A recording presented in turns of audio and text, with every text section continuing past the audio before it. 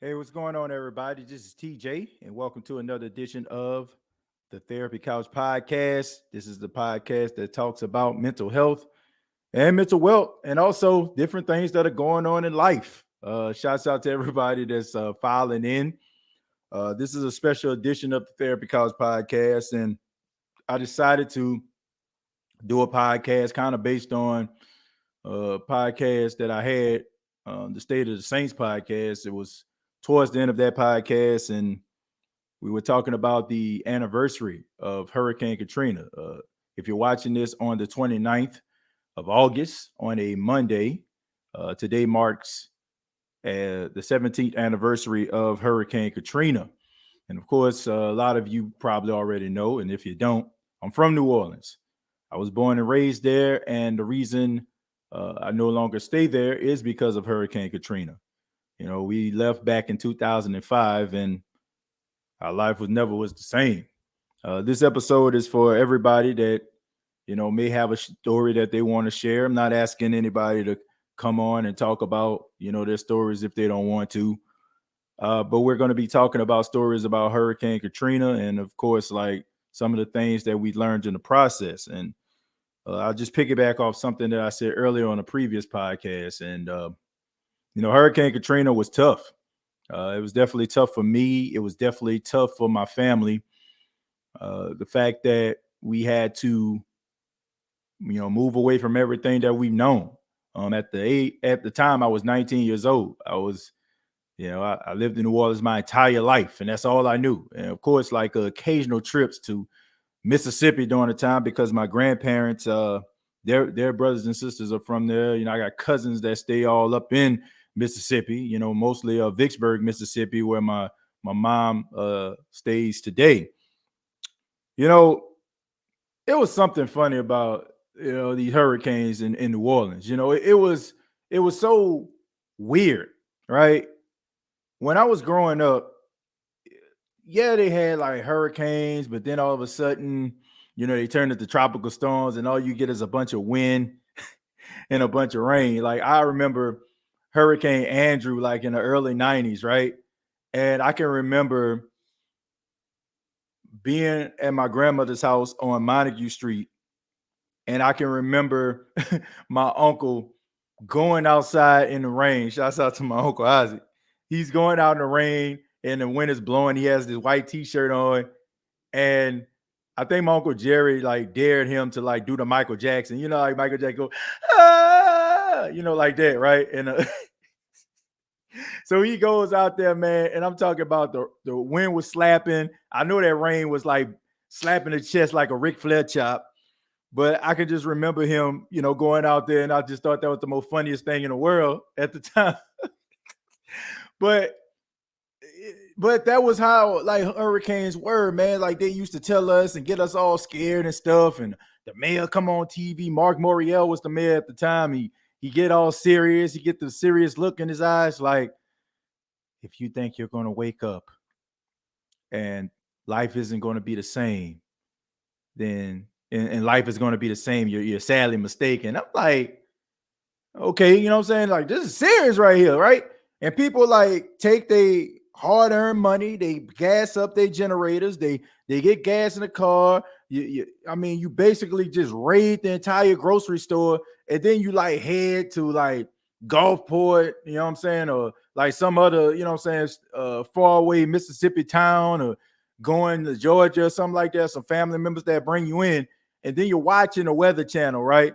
And you're watching these guys, they telling you how terrible it is, and all of a sudden nothing happens, right? Just a bunch of wind. You get home, maybe a shingle or two off your house, maybe a tree, a little bit tree branch fell in your yard, but that's about it.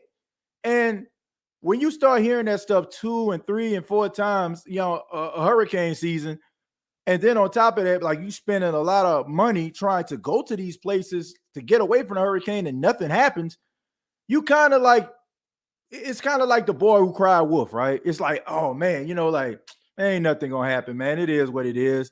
Like they're gonna be all right. But Hurricane Katrina, I felt the same way.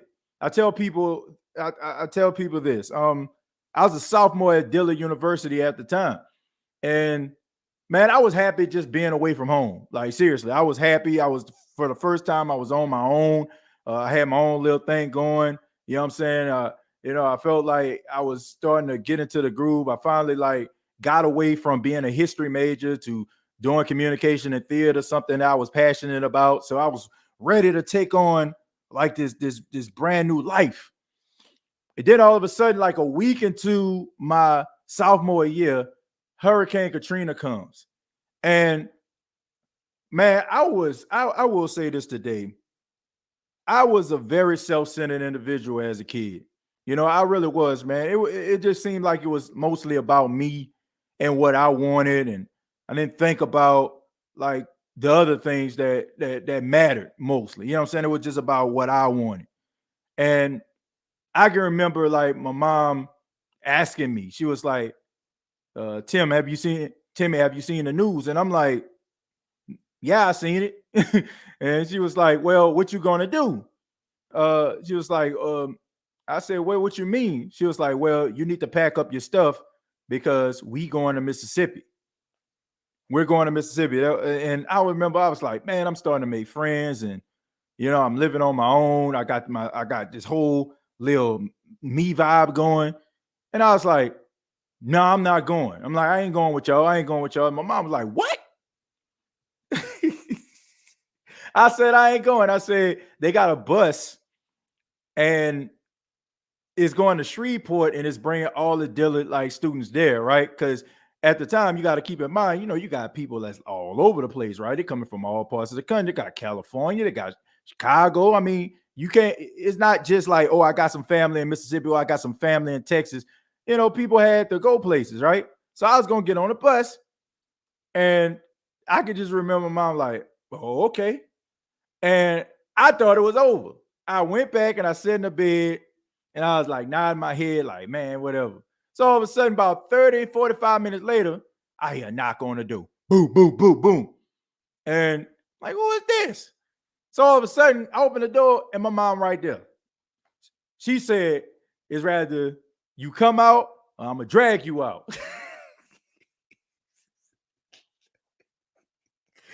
Oh man. But anyway, like I ended up like packing up my stuff like reluctantly. I'm mad. I'm like, man, you're always trying to tell me what to do. I'm grown. I'm 19 now. What you got to tell me what to do for? So anyway, I take all my clothes like just to show you just how immature I was. I put my clothes, I take my pillow out this sack, right? And I put all my clothes in there, just grabbing random stuff, right? And I take the sack, put it across my back, like this is ridiculous, man. A couple days, we gonna be right back. We're gonna be right back at it. So get in the car. It was my uncle's white Lincoln Town car. I keep that in mind. Keep that in mind. Because this is very important to the story. So my uncle had this white Lincoln Town car that used to belong to my grandparents, and my grandparents like kind of upgraded on the Lincolns. Yeah, they always had a Cadillac or a Lincoln for some apparent reason, but he ended up getting this. And I can remember like we got in the car. I'm mad. I'm very frustrated. And we pull up to my mom's new house. Like my mom and my stepdad, they just purchased this house. You know what I'm saying? Not too long, probably not even a month and a half. It was like something like that. It was like real, like recent. So I get up in there and I still had in my room, I had a bunch of hats. I used to collect hats all over. And I'm like pulling them off the wall. I'm like, why am I doing this? Why am I doing this? Why am I wasting my time? And still didn't get it. Still didn't understand, folks. And so we decided to like come up with this plan. My grandparents, they had their car. My uncle had his car, so I ended up riding with my uncle. And I can remember like as we hit the I-10, right? We hit the I-10. I can just remember like they just had a whole bunch of traffic out there, a whole bunch of traffic. And you know what I'm saying? I'm mad. I'm like, man, this is a waste of time, man. All these people, we do this all the time. So I just kind of laid back and I went to sleep. And by the time I woke up, it was nighttime. It only takes like 3.5 hours maybe to get from New Orleans to Vicksburg. It took like 7 or 8. So I can just remember like what woke me up was my uncle had all 4 of his windows down, right? because you know what I'm saying, you stand in traffic, gas was getting low, had to turn the air conditioner off. So the air like blowing in my face and stuff like that. And I'm just thinking about how I'm gonna get back to school and stuff like that after all this is over still. We end up rolling up to my grandfather's house. My grandfather recently bought a home in Vicksburg. And from time to time, like when I wasn't doing anything, I would go down there with him as he was traveling from New Orleans to Vicksburg. And I would like work with alongside him, on little things he had. And I can remember. I will never forget this, folks. My grandfather was like, he stood in a kitchen, and I can remember the kitchen had this little checkerboard floor in there. And he was like tinkering with the knob, trying to fix the knob for the kitchen door. And he was like, I don't know why I bought this house. He said, I don't know why. He said, I don't even know why. He said, I don't know why I bought this house. Neither did he know that a month later, everybody would be in that house. Every last one of us would be in that house. That's why I say, man, anybody that don't believe in God and how God orders your steps, I mean, look no further than that story. My grandfather had no reason to buy the house whatsoever. He ended up buying a house, fixing it up. He was thinking about possibly maybe renting it out to somebody, which they end up doing. But at that particular time, God put that house there for us to have shelter in. And all of us that came down there, all of us end up staying in that house. And I'll say the governor came on TV at the time. I want to say Kathleen Blanco, if I'm mistaken. And I remember coming on TV and she was talking about how serious the storm is. Blah, blah, blah, blah, blah. That's all I was saying. You ever like remember like on Charlie Brown when the teacher like womp womp? That's kind of like what I heard. I'm like, man, whatever. So we end up leaving the house in Vicksburg. We end up going to my cousin's restaurant. And I can remember us all like just sitting around, and that's when like the first wave of storm came up in that thing. And I can just remember like it was kept on raining and raining and raining and raining and raining. And I can just remember like my aunt, one of my aunts, like just got so emotional about it and watching those people like gather up at the Superdome. And I can just remember her like walking out the door, like just sobbing. And I still didn't get it. I still didn't get it. I still didn't get it. I didn't fathom the fact that we lost everything that we had. And the only thing I was just thinking about was myself. I felt so selfish at that time, man. Like seriously, I felt so selfish at that time. And it was something that, my uncle told me. I remember I went outside, I was with my cousin. Ironically, my cousin that actually made this shirt that I got on right now. And I was like, man, it's stupid. You know what I'm saying? I'm like, man, how could this happen? Or how can it happen? And I remember my uncle like just coming to me like, look, you up here tripping about staying on campus. He was like, man, we done lost everything. He's like, I lost my house. I done lost my clothes. He said, you up here talking about this? And it just like hit me. I'm like, yeah, you know what I'm saying? Like, why the hell am I being so selfish about this situation? Like, why am I doing this? Like, you got people out here that's like really like you have to pick up the piece of their lives. And then all of a sudden, like when you start seeing that stuff on TV and you start seeing people that you recognize and you start seeing people on top of rules that you know what I'm saying, went to school with. And it was one guy, I went to school with, I won't say his name, but he was on TV because he couldn't find his grandmother. They end up getting on different buses, right? And I can remember at the time, man, like I felt like, man, God protected us and you know what I'm saying, and allowed us to leave out of there. And man, you still had people down there, and man,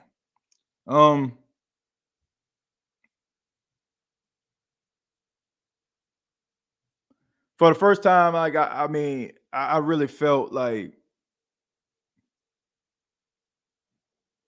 nothing that I was talking about, nothing that I was thinking about was as important as what those people were going through. Because like I'm here and like those people are just out there, man. And like I say, man, when you start seeing like those pictures and you start seeing like areas that you recognize, like when the most iconic picture I think is the picture of Circle Food Store, right? And you see all that water around there, and I'm like, I can remember so many times like staring at that store, like when my grandmother used to go to Gertrude Geddes, the insurance place directly across the street from them, and this place underground.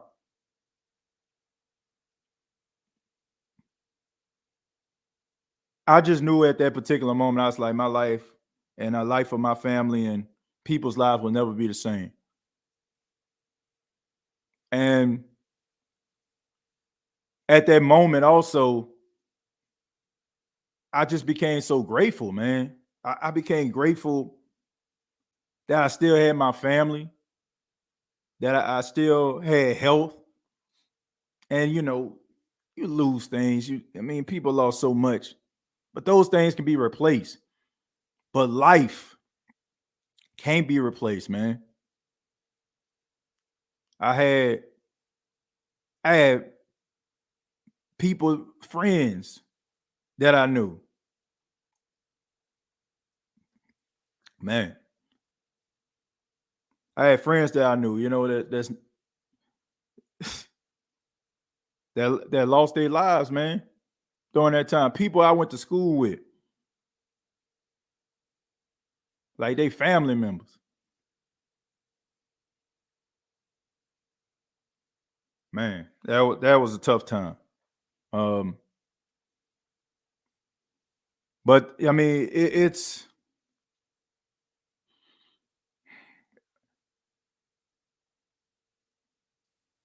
hurts even to talk about, man. Like seriously, I mean, I wanted to talk about this because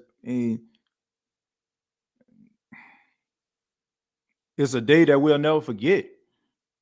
I mean, growing up as a kid, walking in the city of New Orleans and catching a bus and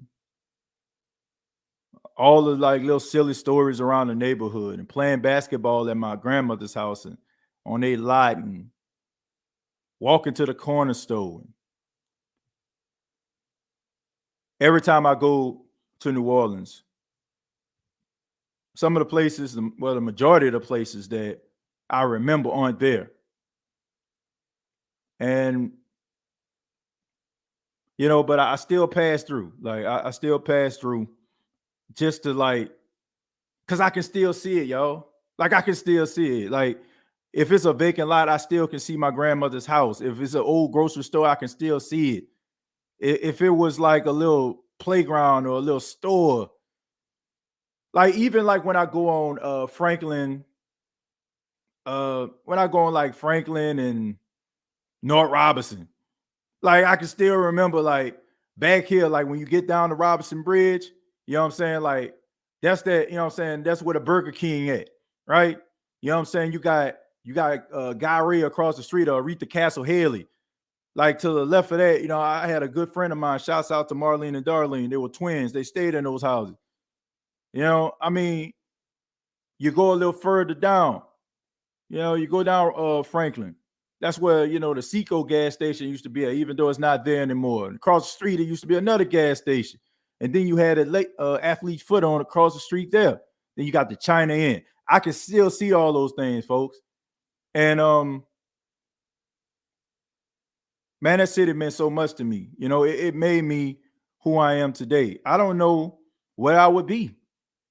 Like even my love for broadcasting started in that city. The love that I have for the team that I cover, New Orleans Saints. I mean, it's right there. And it's just something that I'll never forget. God allowed me to leave New Orleans and go to Jackson State and get my degree and move on in life and have a family. But I will never forget that. I never will. Uh, but I mean, it's tough to even just think about. Like I had one of my real good friends went to school with. Um, man, it was tough. It's real tough. But I'll go ahead, man. Read some of your comments. If you have stories to share, what I do is you don't have to. Okay.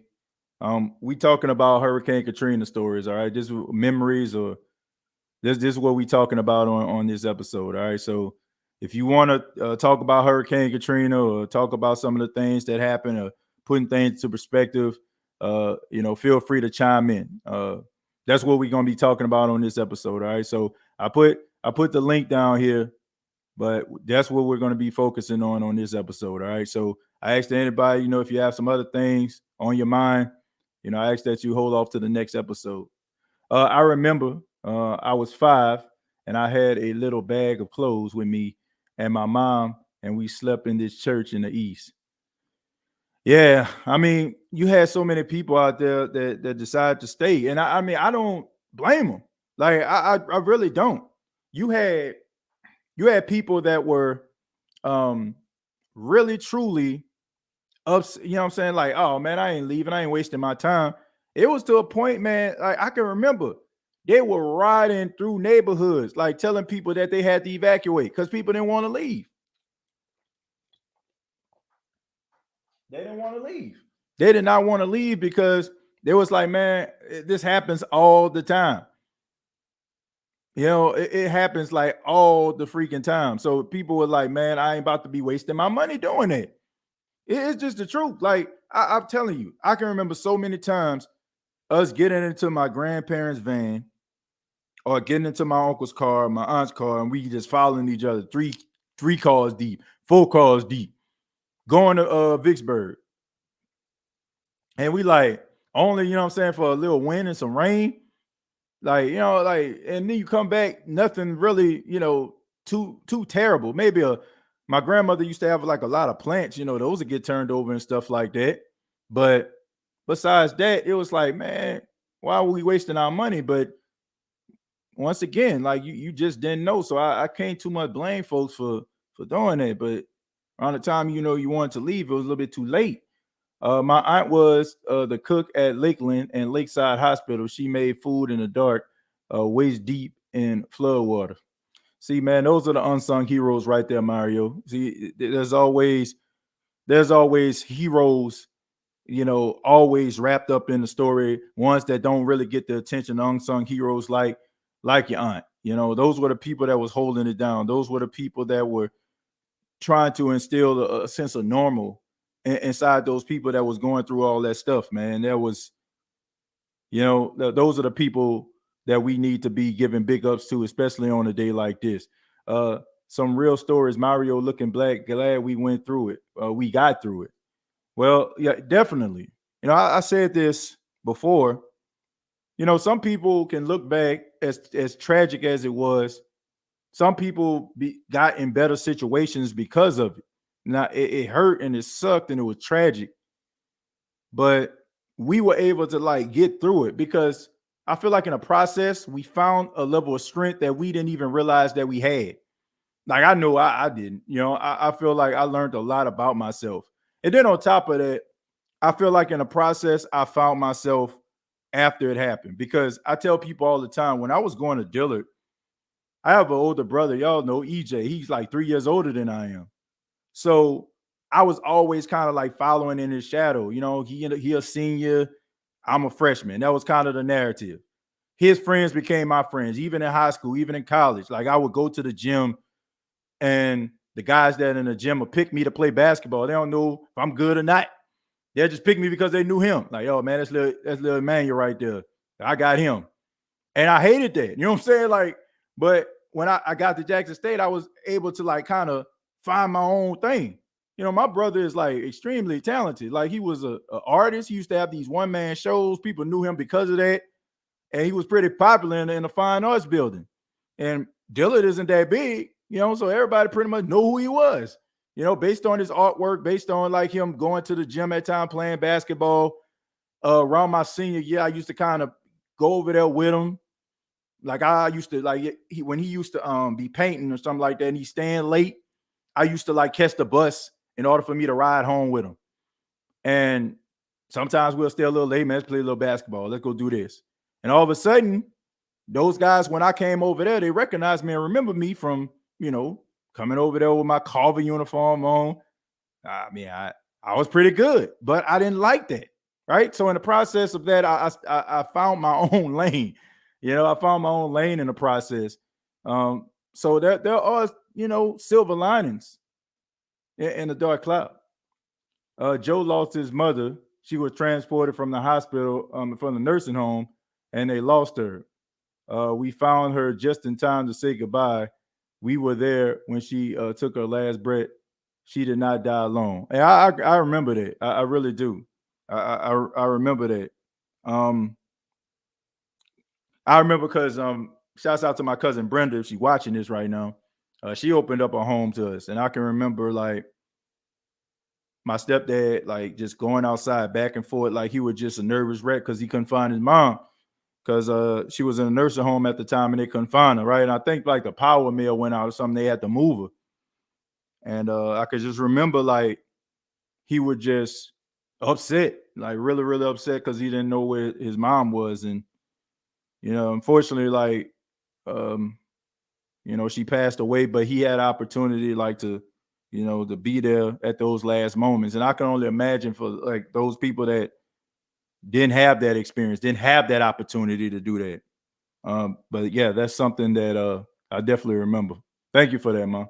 One of my friends from the Magnolia was up on the bridge and in the dome after the storm. He had so many horror stories that he told me it's heartbreaking. Real Fan Sports, I mean, there's so many different stories that we can tell. I mean, there are different like stories that I've heard that I won't share because I feel like those are those individual stories. So I don't want to do that. And whenever they, tell their story, that'll be theirs once again to tell. But yeah, some of the stories that you hear coming out of the Superdome, some of the experiences that they had, the treatment of the people. Yeah, it's heartbreaking. It's heartbreaking. Great channel, TJ. Jerry, I appreciate that, man. I thank you for that. That means a lot. Because this is like a completely different, completely different direction of what, shows that I normally do for those that follow me from a sports perspective. I also remember getting chased out of the Winn-Dixie by the National Guard. Oh, man. I'm sorry to hear that. Yeah, man. I mean, you got National Guard stories. You got police stories.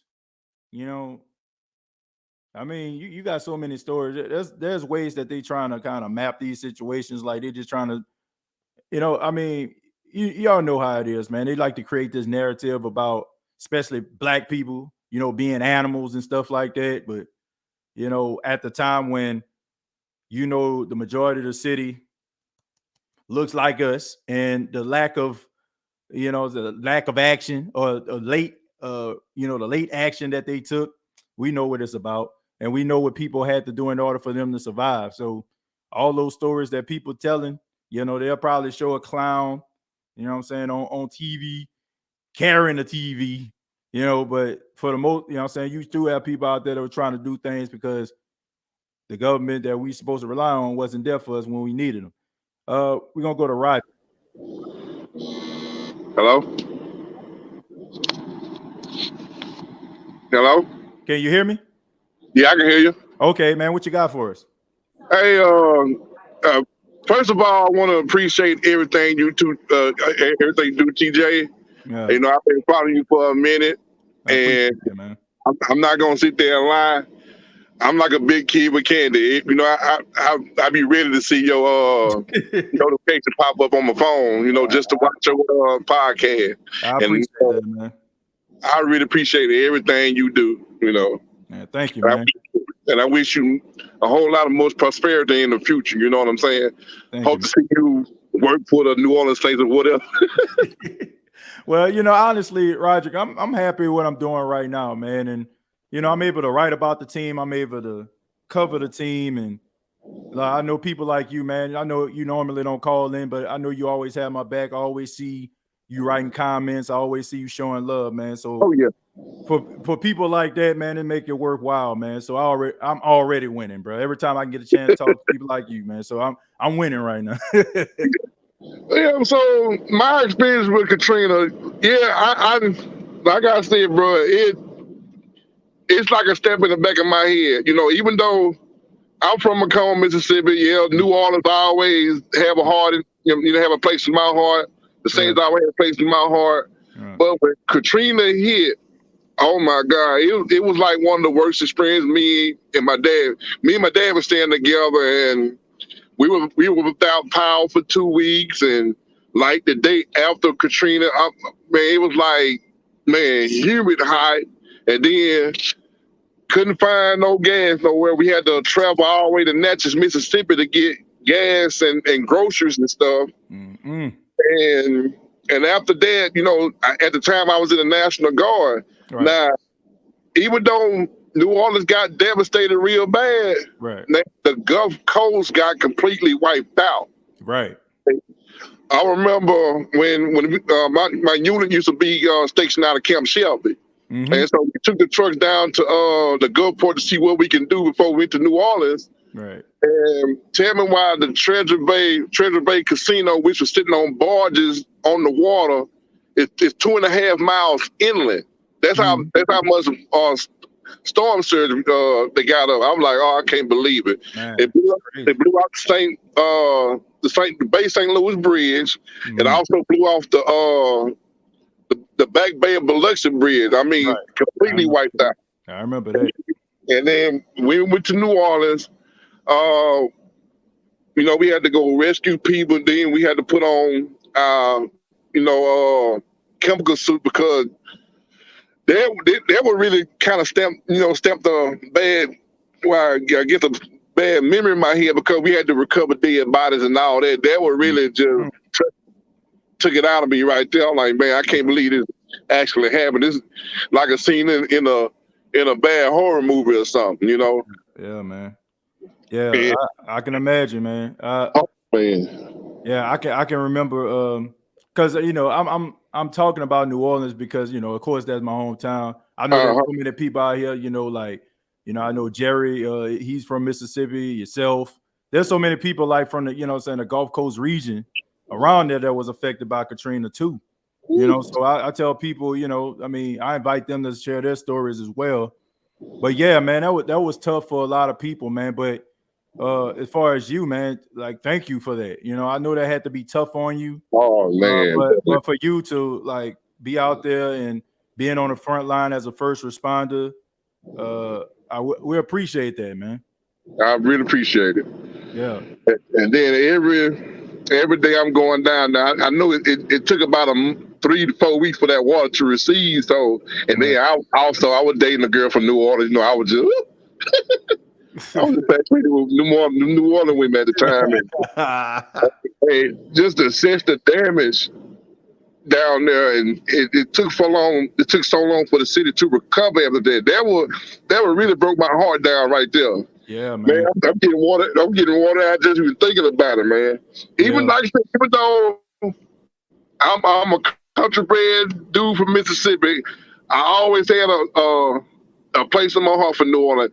I want to thank my stepdaddy for that because he used to be the type of I have a real dad in my life too, but he used to take us on them trips to New Orleans all the time. And I just got infatuated with New Orleans ever since then. But yeah. Like I say, it brings me to tears, man, when I think about everything everybody went through at that particular time, Yeah. Yeah, I mean, it was tough, man. But like you say, man, you got a special play for New Orleans, man. I got a special play for Macomb too, man. I can remember riding on 55 and used to stop at that Crystal Burger at that gas station off Macomb. Like every time, man, like that was our stop. We would stop there and get like those Crystal Burgers, bro. Like seriously, every time. It was a couple stops that we always made. Shouts out to my grandpa. He would stop in Macomb at that gas. I want to say it's an Exxon station. Yep. We used to get those Crystal Burgers, and we used to stop in Utica, Mississippi, It was like this little gas station that was over there. Boy, them boys had the best potato wedges I ever had in my life. So exactly what you talking about too. Exactly, bro. So, yes. So, man, shouts out to you, man, and thank you, Roderick, for sharing your story, man. And call back anytime, man. I appreciate the love too. No problem. I really appreciate it, TJ. All right, no problem, man. Take care. All right. Yeah, man. McCone. Oh man, yes, sir. Man, we used to stop at this Crystal Burger every single time. If my mom's still on here in the comments, I know she know what I'm talking about. But we used to always stop at this place, McCone. That was just one of the stops that we made. Because my grandfather, look, my grandfather was never in a hurry. My grandfather would make a 3.5-hour trip to Vicksburg about 5 hours. I'm sorry, Grandpa. I know you probably watching it right now, but seriously, those memories like last a lifetime though. Those memories last a lifetime, like seriously. And I appreciate those moments, because you look back and like, man, at the time you're like, all I want to do is get to Mississippi because I want to hang out with my cousins and stuff like that. But it's like, why you prolonging the process? But now I have an appreciation for that process. I'm gonna read a couple of comments. Feel free once again, for those that just tuned in, feel free to hit that link if you have a story that you want to share. I'm talking about the city of New Orleans, of course, but like I said, the Gulf Coast region, Gulfport, Picayune. I mean, there's so many different places that's around the New Orleans area in Mississippi, Bay St. Louis, all these places got affected. So you don't have to be from New Orleans to have a story about Katrina affecting you. I'm pretty sure there's so many others out there probably have stories as well. Let's see. I remember looking at Channel 4 at how big Katrina was getting in the Gulf. Told my wife, packing, and we got online on the road. Yeah, it was tough, man, because, it was like one of those situations where you're trying to wait for a reason not to go, but every indication just led that way. And it was I didn't expect that. I didn't expect it, man. Damien says, "What's up, TJ? I'm late, but here. I see you remember Katrina, but I was locked up for Katrina during a 5-year bid, TJ. If y'all saw the inmates on the bridge, TJ, I was one of them. Man, it was a long story. Well, look, I'm sorry, I'm saying that had to happen. I definitely remember that story right there. I got the link down there, Damien. If you ever want to call in or chime in, bro, feel free to do so.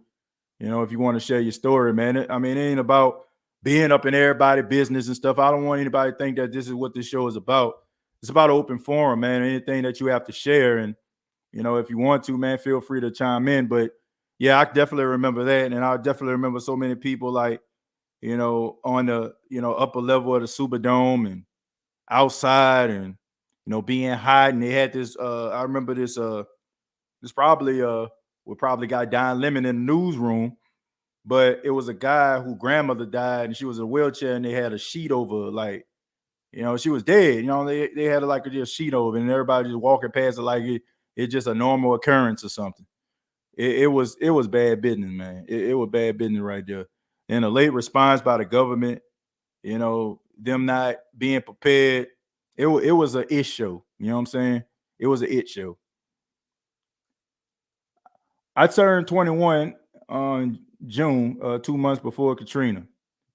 Yeah, I think everybody know where they were, or probably moments in their life, like exactly when that happened.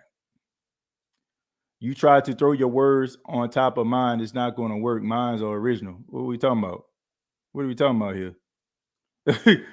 Stopping every 20 minutes, huh, TJ? Yeah, man, every 20 minutes, my grandfather would stop. He just wasn't in a hurry, man. But that's just kind of who my grandfather is. And I have an appreciation for that now. My grandfather, whether he know it or not, he creates moments. Like, he creates moments for us.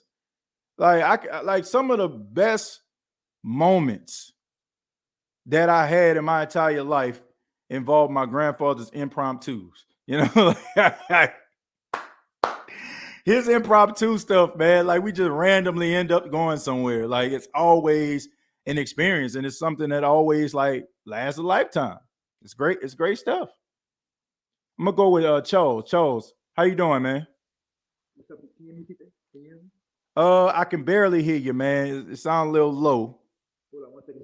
Okay, yeah. We got Charles on the line, man. As you get his audio better, feel free to call back in, man. Let's see. Oh, say I missed them hot sausage, egg, and cheese sandwich. Hot sausage, egg, and cheese. Are we? Is it a comma? Is it hot sausage, comma, egg, comma, and cheese? Because I ain't never had all three of them together. Now, they do have like that real good cheese down there in New Orleans when I'm talking about when it wasn't like, them little thin little pieces right now that don't even melt in your microwave. I ain't talking about that. I'm talking about that government cheese. I'm talking about that big loaf of cheese. I'm talking about that real cheese. You melt that thing, you know what I'm saying? It's just dripping on. You about cut a big old chunk of cheese. That was real cheese right there. For real, man. I think that cheese was more real than the Velveeta out here right now. Seriously, man. Like the Velveeta cheese ain't hitting on that government, man. That government cheese, when you used to go to a commodity place, the peanut butter was real and the cheese was real. All right. I'm serious, man. Not none of this stuff now, you know what I'm saying, when it's been stepped on about 3 or 4 times. I'm talking about real cheese. I'm talking about it take about 4 minutes for that thing to melt because cheese so thick. You got one spot, you got one side about that big, and then you got this skin. Oh man, that was good times right there. But yeah, man, we about to go to Chose. Chose, how you doing, man? Can you hear me now better? I can hear you, man. That's much better, man. How you doing today? All right, I'm good. That's good, man. What you got for us, man? We talking Hurricane Katrina. We're sharing stories about that. What you got for us? In my comment before, at the church, man, I met this lady, right? And she had gave me this book, and it was this book on David and Goliath, man. Right. That book is like a Goliath story for us, you know what I'm saying? Because like that was like our first time going through something major like that. Right. And so that book was very powerful for me, man. Like really helped me like get my faith in God, like at that young age. Yeah. So that was something I really just look back and be like, man, it was, it was hard, but it was good. Yeah. Go through, Yeah. I mean, look, God don't put things on us that we can't bear. And sometimes when we're going through it, Charles, it feels like we're the only person that's going through it. But sometimes it's put there for us to be stronger. It's designed for us to be able to, grow in the process. And I say this, like, there's a lot of people that found strength that they didn't even know that they had going through these situations. And I think that it changed me for the better. You meeting that lady that gave you that book, you know what I'm saying? It was, that lady was put there in order for you to grow in your faith. You get what I'm saying? Mm-hmm. So that, I mean, even in the darkest moments, man, we can find lights at the end of the tunnel. You know what I'm saying? Things that are beautiful moments that we learn in a process. I think about, I mentioned this on several other shows like here, man, the hurt and the pain that I've been through in my life from, relationships. Like it helped me to be the man that I am today for my wife and for my son. When we go through like situations like that, it makes us stronger in the process, man, because through tragedy, you're going to meet somebody along the way, man, that went through a situation in their life. You're going to have some real true testimony material to tell them, brother. And I'm telling you, use that moment, you know what I'm saying, to maybe encourage somebody to let them know, man, that, dark times ain't always going to be here. Right, man. You definitely said it, man. It's the same thing with Joe, man. He lost pretty much everything, and then he got back double what he lost. Exactly. Yeah. But the thing about it is he trusted God. A lot of us, sometimes we may fall by the wayside because we wondering to ourselves, and I've been there.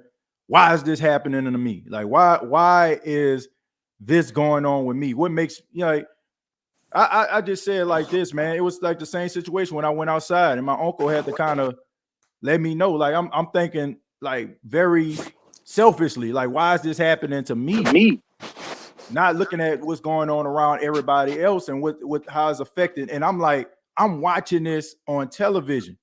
These people actually live in this stuff. You know what I'm saying? Like, I'm thinking about, oh, you know what I'm saying, some clothes or a hat, you know what I'm saying, a hat collection. I'm like, these people are out here like fighting for their lives. And like I said, man, in a process, like you learn through these type of situations, man, and it makes you better. And I'm so fortunate, you know, that I had that lesson learned, you know, and you know, I hate that it happened in that way, but if that probably didn't happen, who knows? I probably wouldn't be in the position or have the mind frame that I have now, man. You got anything else for us?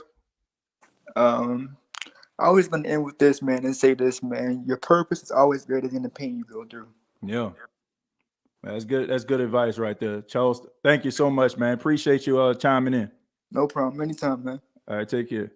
Yeah, I mean, we go through these trials and we go through these tribulations and we ask, why me? You know, I say this all the time. Like, I don't think there's a human being alive that has never rendered those words, why me?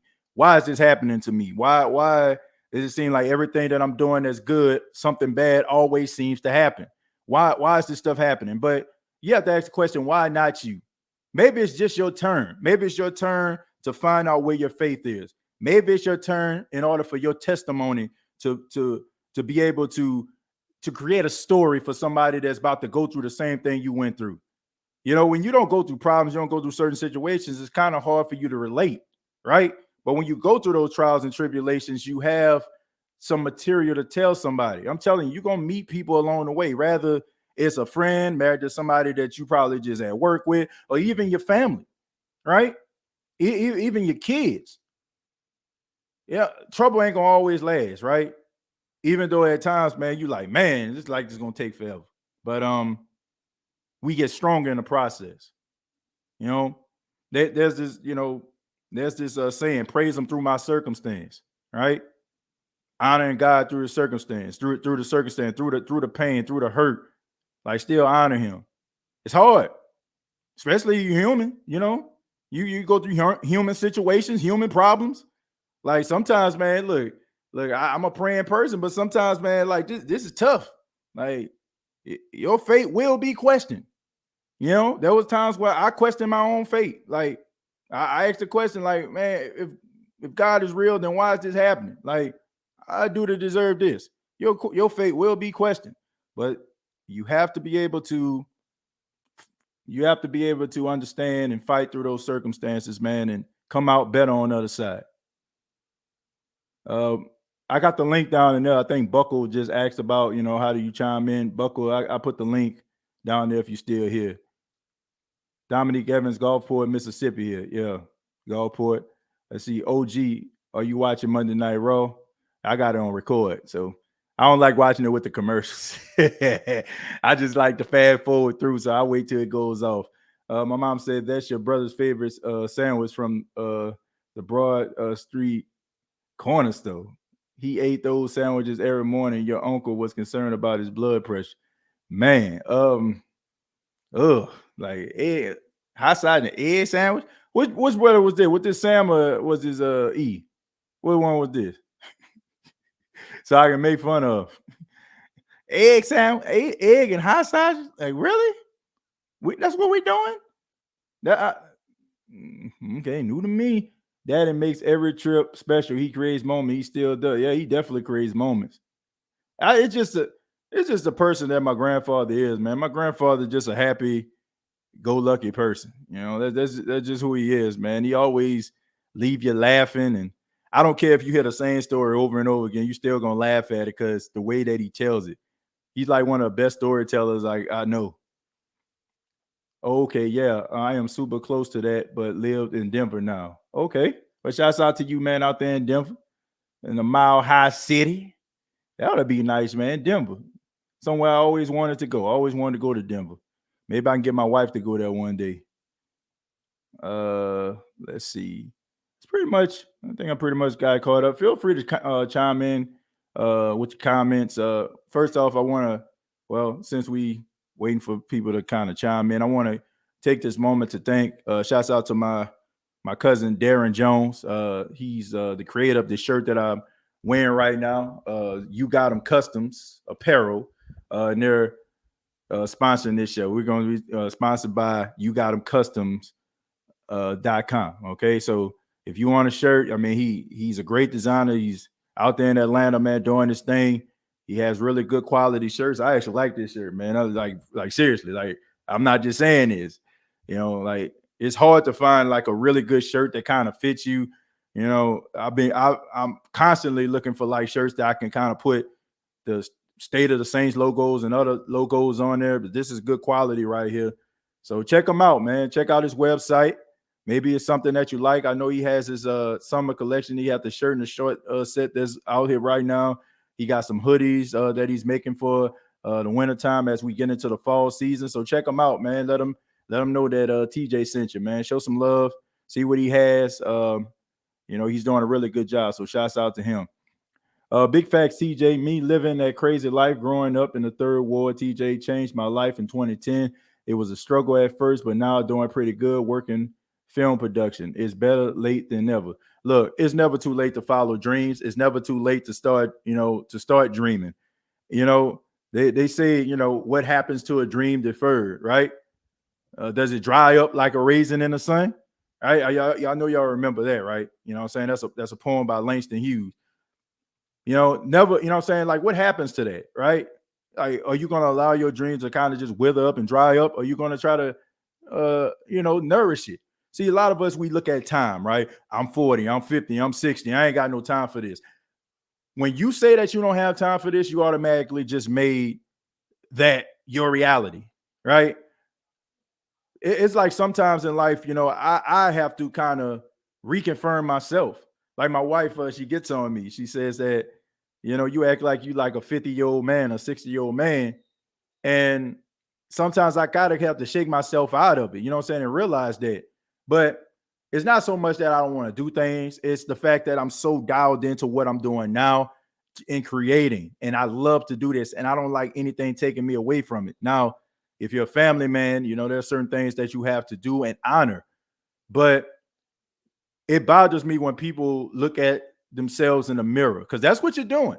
When you look at yourself in the mirror and you say, well, I don't know about this. I don't think I have time, or I don't think that, this is going to work out. If you already have that on your mind, 9 times out of 10, it's not going to happen, right? Because you already just completely just discounted yourself from achieving that level of greatness. I mean, if I'm telling y'all, back in 2020, this is when, the State of Saints podcast took off, in my opinion. It was 3:00 in the morning. I just finished doing a show, right? It was on a Sunday. I'll never forget this. It was on a Sunday night going into a Monday morning. I just finished up around 3:00. And I can remember going upstairs and I can see my wife and my son sleeping in the bed. And I'm looking at them. And I asked myself, like, what am I afraid of? Why am I not really pushing myself to make this thing work? Because if you notice, like in August of 2020, that's when like the State of the Saints podcast, we started to see guests on the show, because I aggressively started pursuing that, because in the back of my mind, I was like, I'm doing this, but I don't know if I'm good enough for anybody to want to talk to me or whatever. But I just gained this fearless spirit, and I just wouldn't take no for an answer. Do not take no for an answer. Live your life on a razor blade. Basically, on the edge of a razor blade. Have this aggressive spirit. Get this aggressive spirit. Like, be aggressive. Show this level of hunger that you have. And don't ever just give up on your dreams, and don't just look at yourself in the mirror and talk about how time has failed you, or, my time is up. As long as you have breath in your body, as long as you have activity of your limbs and the opportunity to get up every single day to give it your all, then do it. But looking at yourself in the mirror and reconfirming, I can't do this over and over again, time after time, over and over again, trying to push yourself not to do something is not the answer. Instead, take those moments to talk about the things that you can, and that you can do these things. And yes, you're going to hear some no's, And you're going to hear some people that ain't going to buy into what you're doing. Seriously, they're not going to buy into what you're doing. They ain't going to buy into what you're saying. They're going to just think, oh, man, what makes you different from everybody else? But if you know that you are different from everybody else, if you know that you have the passion, the heart, and the will to do and go the extra mile, then you're going to need that in order for you to continue to push yourself to levels that you want to be. Because everybody is not going to sing your praises. I know that we like to think about the little red hen story, right? You know what I'm saying? When the little red hen was trying to bake some bread, when it was breaking some bread, right? Went to all the friends, like, you want to help me? You want to help me, grind up this wheat? You going to help me, you know what I'm saying, hit this dough? You going to help me, you know what I'm saying, put this bread in the oven? Nobody wanted to do nothing. But when it was time to eat, everybody had time, right? So sometimes you got to be like the little red hen. You got to be able to put everything together in order for those people to believe in what you're trying to do. And that belief sometimes is going to come from you. So whatever dream that you have out here, whatever you want to do in life, man, like, seriously, don't let anybody stop you, because remember, the dream belongs to you. And you shouldn't need anybody to reconfirm your dream. I know sometimes we want to get to people that we love and be like, what you think about this? But sometimes people are not going to see that vision. They're not going to see that. They're not going to see the angle that you're coming from. So you gotta reconfirm that inside of your spirit, inside of yourself, in order to make that thing happen. All right. So all my people out here that's sitting on a dream, that's sitting on a talent, that's sitting on an ability, don't let time stop you. Don't let time stop you. Let life stop you. Don't let time stop you. Let life stop you. When you stop reading, let that be, you know what I'm saying? Let that be it. And even in the process, you can know that when your time is up, that you gave it your all.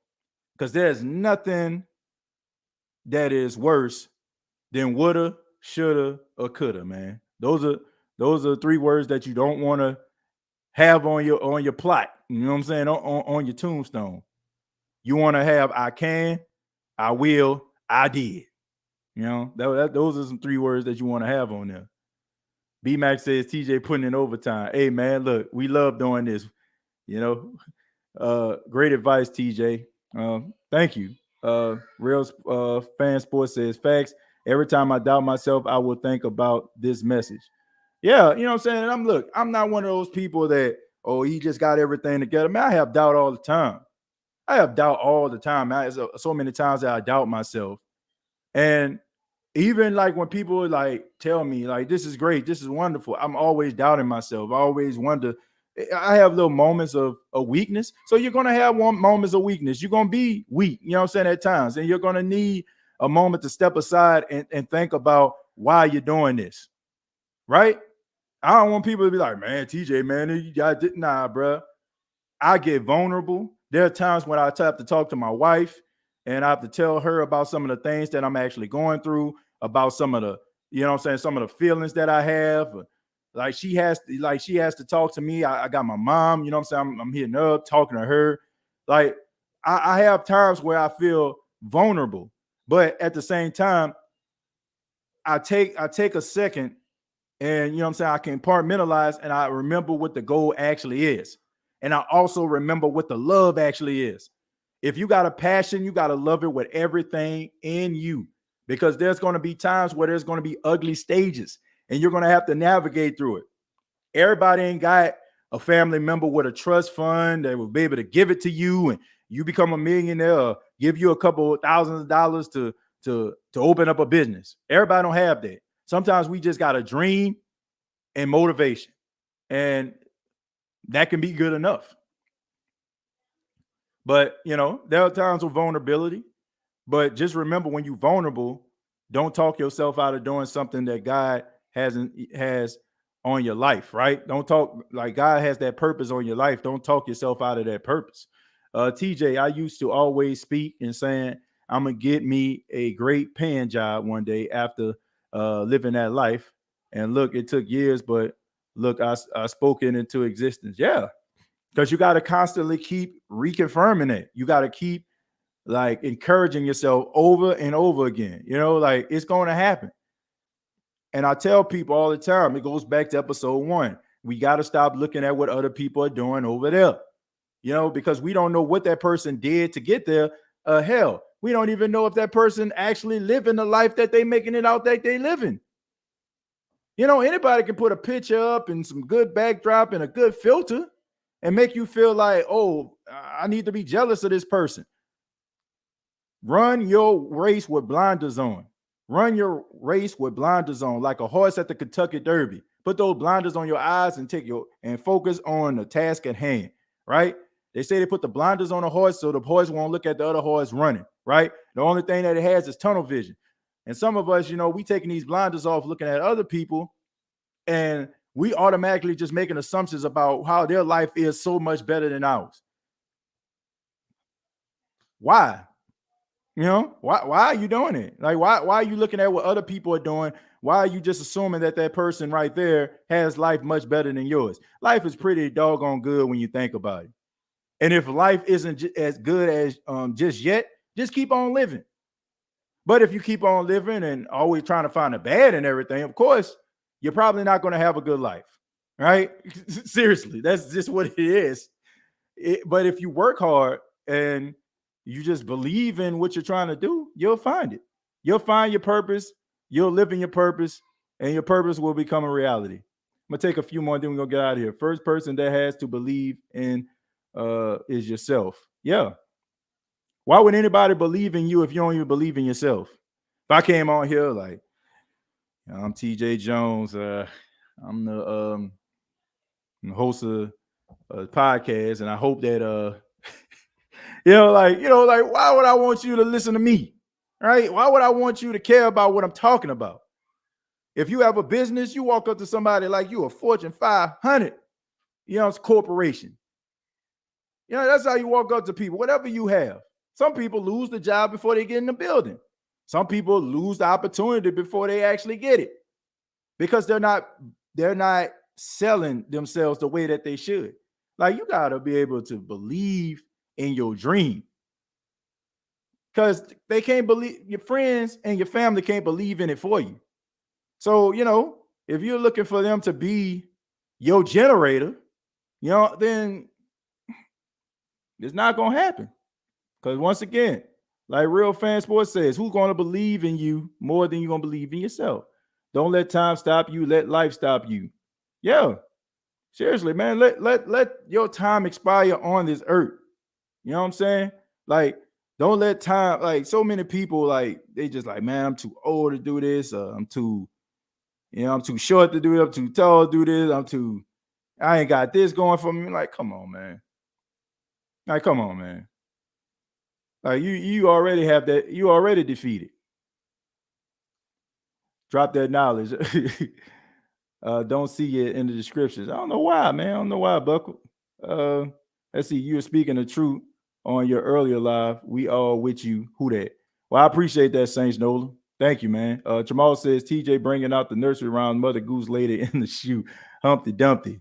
Yeah, like, shoot. I try to use a lot of analogies, stuff that we actually know about, in order to tell stories. And I think that, we all know about these stories, man. We all know about the little red hen. We all know about little old lady who lived in the shoe, had so many kids, ain't know what to do, Hey, TJ, our city is back and functioning pretty good. But me personally, I don't think it's the same before Katrina. It will never be. No, I don't think it's the same, because you have some people that, that were part of the city, not really there no more. I mean, I already told people. I remember I went down to where I used to stay at. I swear I seen Marissa Tomei up in that thing. Like, I'm like, Marissa Tomei on Feliciana Street? Like, I promise you, like, I still to this day believe that was Marissa Tomei. It was like, because she got out the car, and then when she looked, I think I looked and recognized it. She put her sunglasses on and went inside. I guess she was like, oh, I hope he ain't paparazzi. But I'm like, man, Marissa Tomei like living on the same street. And what I grew up on, I'm like, man, come on, man. That's gentrification right there. But but yeah, there are certain things about the city that aren't the same, and they won't be. They won't be, right? New Orleans was an experience. And for those that are still there, you know what I'm talking about. You know, there are moments that are always going to stay with you. It's an experience. Every day is an experience, you know. Man, TJ, the truth, keep it up, homie. I appreciate that, man. We just trying to be real here on the show, man. This ain't a show where, you know, I'm just on here trying to find out everybody's business. And in fact, I just want to share my business. I want people to understand that we're all humans at the end of the day. We all go through problems. We all go through situations, and there's an outlet, right? That's what this show is all about. You know, if you have something to share, you know, that's great. If you don't, you can sit back and listen. And still, you know, hopefully you find some little positive nugget that you can leave each show with. If you do that, then this show has purpose. I remember you said that on a show a while back, TJ. Yeah, New Orleans is an experience, man. It's an experience. It's not just a place you stay. It's an experience. I miss home, but glad in here in Houston. Look, Marvin, I said this, and I'm going to keep on saying this, and I said this several times on this episode. There are some people whose circumstances became better after they left New Orleans. Because I know from a personal standpoint, I know for a fact I wouldn't have had a car. I probably wouldn't have had my driver's license. I got my driver's license at 19 when I left New Orleans. And I got my car because I ended up going to Jackson State, and I ended up enrolling at Jackson State. And the government ended up like waiving all the fees from people that were affected by Hurricane Katrina. So I ended up taking out a loan. Shouts out to the lady at the financial aid office. I'm not going to say her name because I don't want to get nobody in trouble. You know what I'm saying? But she did look out for your boy. All right. So when I did take out a loan, all that money ended up going to me, you know, and in the process, I was able to get my 2000 Ford Escort with the 2 doors on that 2-door coupe, you know, and I had a car before I actually had a license. I actually took my car, which is like, when I think about it, just so stupid. But I end up driving a car to the DMV alone, right? And when the lady goes outside, you know, for the driver's test, she was like, who drove you up here? I'm like, I tried to play it off, saying my brother did. Just like, we're going to let that slide, but you can't drive up here by yourself with no license. But she allowed me to go ahead with the process, and I was able to get my license. You know, so I had a license. I had a car before I had a license. Never stop. Failure is not an option. You deserve it all. Exactly. We all deserve it all. My life became 100 times better. You know what I'm saying? Like, there are stories where people's lives became better. They'd be able to get houses. They were able to get cars. They were able to get better jobs. So there is a silver lining in a dark cloud. There was Hurricane Katrina. You know, I was able to go to Jackson State University. You know, it was a great experience. I have friends that have been my friends since I stepped foot on that campus. Like every single week, like we have a group chat with my best friends. We have guide trips. We go to Miami and stuff like that, and all these other places as a group. These are like my best friends in the world. Like, I wouldn't have had that, you know, if that didn't happen. You know, TJ, you're right. I didn't get my license till I was like 28. That's how we was coming in New Orleans to get a car before a license. Exactly. And sometimes you didn't have a license because most people rode the bus. I rode the bus for years, man, for years and years. Like, I can get anywhere in the city on a bus. I knew exactly where the bus going. Well, you kind of lose me like when you like catching the Chopper Toolers buses. I don't know where that's going. But like, Almanaster bus, Franklin bus, Elysian Fields bus, Broad bus. You know, I know where it's going. The Galvez bus, I know where I'm going, right? I know I can get on Canal Street taking a Galvez bus. I know I can get, you know, to Gentilly on the Almanaster. You know, I know I can get down Chef on the Broad. You know what I'm saying? Shoot, I know how to get places, boy.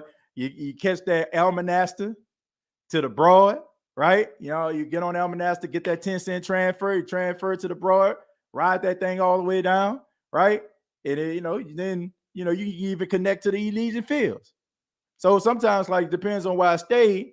I used to have to catch the Galvez to the Broad, And, if I was going to UNO, I would have to catch the Galveston to the Broad to the Elysian Fields. But then, sometimes I feel like walking, I will walk all the way up to Franklin Avenue from where I was. Like I walk across the Galveston Bridge and I'll just, catch that Franklin. Yeah, man. Yeah, those times right there. I'm probably losing some of y'all, but hey. Do you just rewrite Saints games? We watch Saints games sometimes. Which games, if you do? Honestly, I don't go back and watch too many Saints games. I don't. When it comes to the Saints, I'm kind of like I don't want to say, in some places I don't. Like today, I said Jarvis Landry instead of Jawan Johnson that ran across Trevor Penning's ankle, foot or whatever. But for the most part, man, I just know about the team. I just go by what I see. If I need to go back and watch a game, like to watch the offensive line play or like the way somebody running routes, because sometimes we kind of get lost in, certain things, and we need to go back and kind of see if a person was really as bad as we made them out to be, or were they really that good. Top of two is go uptown. I mean, I know it went uptown, but not far uptown. I ain't really go that far, I mean, I go in Canal, right? But my life and my world was stopped around Broad and Canal, right?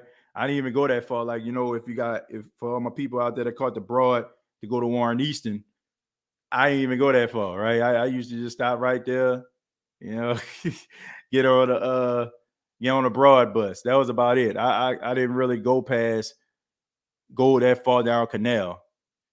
Well, I take that back because they had Pandora over there.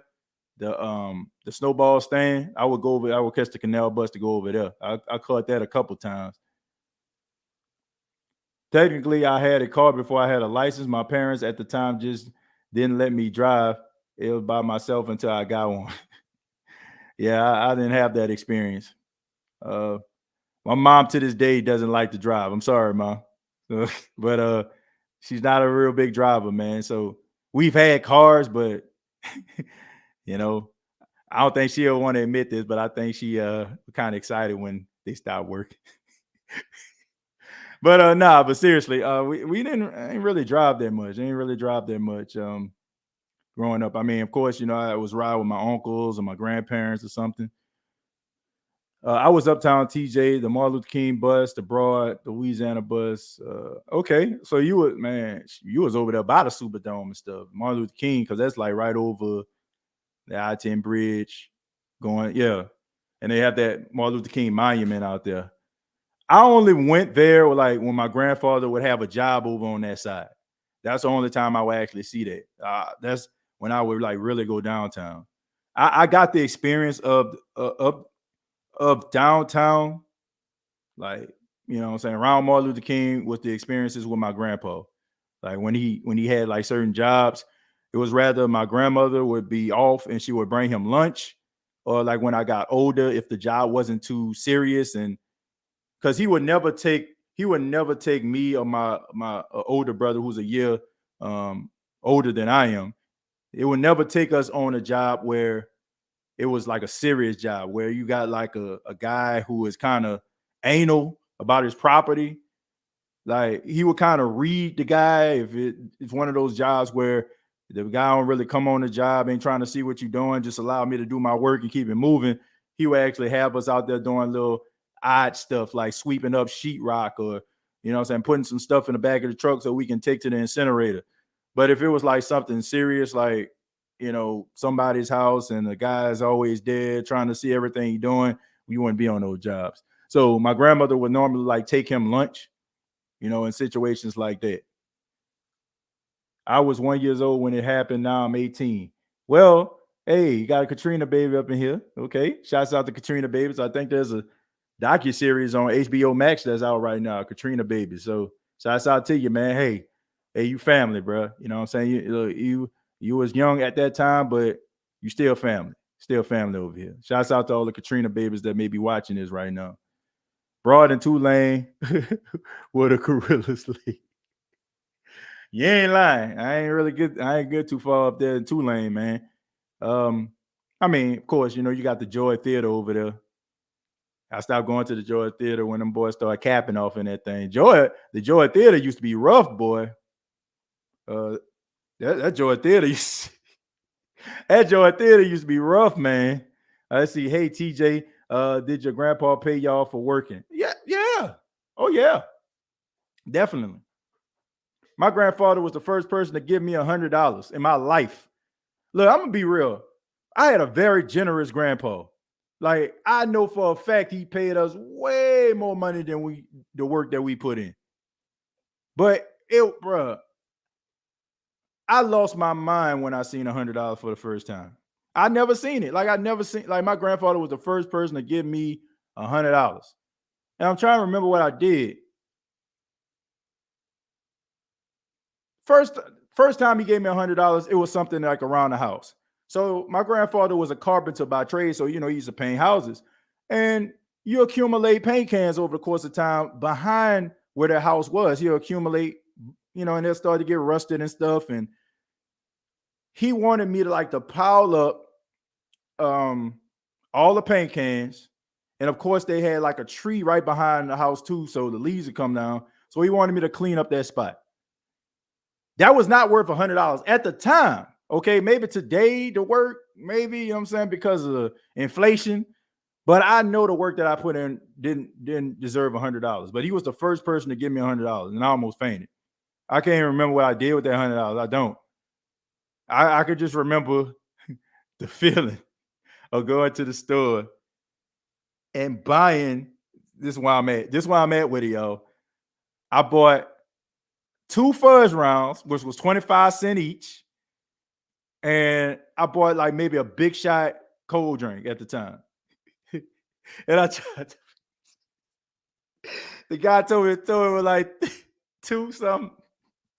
And I gave him $100 bill, like, man, I can't break this. But I was so happy, man. I thought I was rich. I thought I was rich, yo. But man, that was a great moment right there. That was a great moment. But yes, my grandfather never paid me what the work entailed. But he made me work for every dime that I got. I have never, I mean this, and y'all heard me say this, some of y'all, I have never got anything from my grandfather without working for it, without doing something in return for him giving me money. I don't care what it is. I don't care if it's, I don't care what it is. He gonna make me do something for it. Take the trash out. Sometimes he gonna make me do something for it, and I appreciate him to death for that. Yeah, when I was little, my family left before Hurricane Katrina hit. Well, I mean, some people, left before, it actually hit the city. I was one of those people. I left before, it touched down. I mean, I was affected by it. As far as like with the house and everything like that and losing everything you had. But I wasn't in the city when it went down. Broad Tulane is where Orleans Parish Prison is, TJ. And yeah, Samuel J. Peters. Yeah, I know what that is. My uncles went to Peters. Oh, man. Come on, Daniel, man. Come on, give me some credit. You had the Seco gas station right across the street from there. Then you had the courthouse. Yeah, I mean, yeah. I know what I say. My uncles went to Peters, both of them. Shouts out to Isaac and Jerry. I remember my grandma driving down Broad Street to go pick them up almost every day. And we used to like chill out at that Seco gas station that was like right in the middle, right? So, it's like, it was like sitting right in the middle. You had the courthouse across the street, and then you had Peters over here on the right-hand side. Yes, I know that. I know that area now. You speaking my language right there. You had the McDonald's across the street, right? Right? Because I used to catch the bus over there. Then, of course, if you drive down there, you go over that bridge. And when you go over that bridge, you can actually like see the prison, you know what I'm saying, that's on the right-hand side. So, yes, definitely know what you're talking about there. Is Bourbon Street as live as we see it on TV? Any wild stories if you ever been? Wild stories. Honestly, I'm gonna be real. I didn't ever really go to many places in New Orleans growing up like that. Okay, like my mom kind of kept us close to the vest, right? I didn't really start going to on Bourbon Street till I was like 18, 19 or something like that. I would take my friends like from Mississippi. I went to Jackson State where we'll come down for Mardi Gras. Or, if I'm not doing anything, you know what I'm saying, I'll probably roll down to the city, go down there, hang out with some friends or something like that. But wildest story, honestly, it was with my wife. We went down there for WrestleMania. And yeah, man, we had a good time, man. We went to a couple like places and went on top of the balcony and stuff like that. You know what I'm saying? It was chanting with the wrestling fans. And she'll never admit this, but she knows she had one of the best times in the world when we went out there. And she is not a wrestling fan. She is not. Yeah, but that's probably it, man. Well, we had fun out there that day. That was amazing. I mean, I had a couple of times with my friends, but I want to stay married. I know I was letting people know what was in that area, TJ. Oh yeah, okay, Damien. I'm about to say, that's my stomping ground right there. That's my stomping ground right there, man. Yeah, I love that. I used to stay in that area. She won't admit this. Hey, she definitely not going to admit it, man. She knows she had a good time, though. It was during a time when, okay, I'm going to lose some of y'all, but the wrestler Daniel Bryan, who is now Bryan Danielson in a company called AEW, it was like when he was white hot and everybody was like lifting up their hands saying, yes, yes, yes. So everybody was like going up the street, like doing that. And she was like, she started got into it. And then, no, Daniel Bryan wasn't as hot. He was just coming back. It was his first match from his neck injury, and he was coming back. But Rusev, he was a Bulgarian Russian wrestler. He had like this slogan called Rusev Day. So he was like really like popular at the time. And she was like, who is Rusev? every restaurant we went to, everybody was playing that. Boy, it was, man, it was crazy, man. Hey, even if you're not a wrestling fan, I encourage you to go to at least one WrestleMania if it comes down to New Orleans, if you're in that city.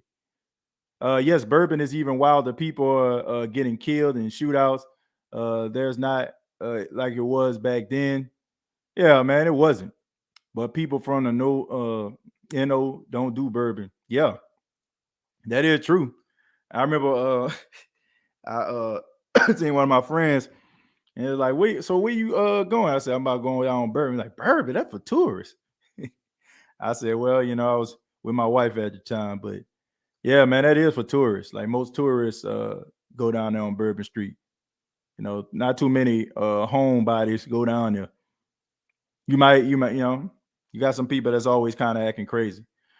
But thank y'all so much, man, for checking out the Therapy Couch podcast. This has been fun, man. I had a really good time. I hope that you had a good time as well. And if you did, then subscribe to the YouTube channel, which is youtube.com. Search Therapy Couch podcast. All right. This is the show that we focus on mental health, mental wealth. We talk about life. We have a good time. And, this is something that we do every single week. So make sure that you subscribe, and hopefully you got a little, a little information today, a little boost, help you get through your week.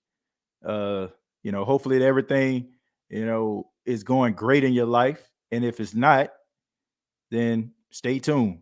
I mean, life is only going to get better. All right. So subscribe to the YouTube channel. Make sure that you follow me on Twitter, which is TJAY Jones 8. Shouts out to everybody that's here right now that contribute to the show, whether you called in or you sent a message. Really do appreciate that. So till next time, be happy and be